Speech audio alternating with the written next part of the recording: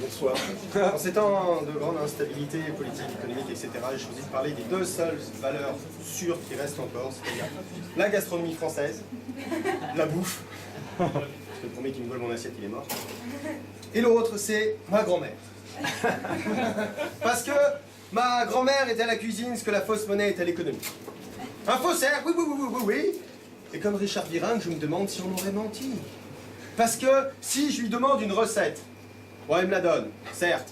Mais si je la suis à la lettre près, j'obtiens un résultat gustatif quasiment opposé.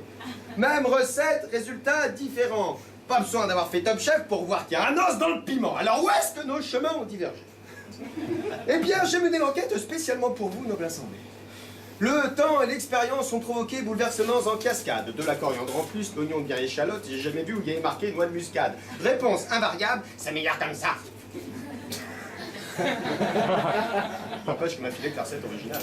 Elle les garde pour elle, ces petits plats. C'est un vrai chef, bien peu elle nous dévoile. Ses recettes, ce sont ses étoiles.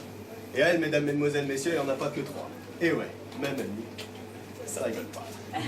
Mais il y a une différence majeure entre la grande cuisine et ma grand-mère. Laissez-moi vous conter sur l'heure une anecdote qui m'arriva l'année dernière. J'avais invité une charmante demoiselle à dîner, lui laissant le libre choix du restaurant. Quel con, je ne le referai jamais. Mon portefeuille n'a jamais été aussi vide auparavant. J'ai failli m'évanouir quand j'ai vu les prix. Mais bon, je voulais vraiment me la faire, alors j'ai rien dit. Enfin bref, les plats sont arrivés, on m'a servi une assiette comme ça, avec un ravissant amas de nourriture, comme ça. Et la dite blonde de me dire, on va se régaler.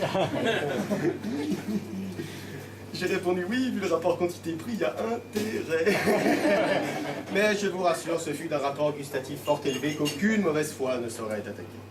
Mais la cuisine à mamie, elle aussi, elle tient le pavé. Sauf qu'en plus, elle, il y a la quantité. 8 personnes prévues sur la tablée, pas de problème, je ramène autant de copains, il y aura toujours assez.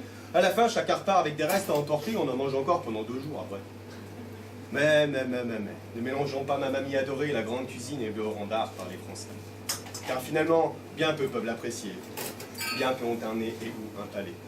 Et oui, les saveurs sont comme les mots. On les mélange, on joue avec, on les porte bien haut, mais comme partout, la subtilité peut parfois nous échapper. Vous me trouverez peut-être un brin fataliste, mais nous vivons dans un monde de spécialistes. Et dans le mélange des mots comme dans les plats cuisinés, finalement, bien peu de gens ont un second. Oh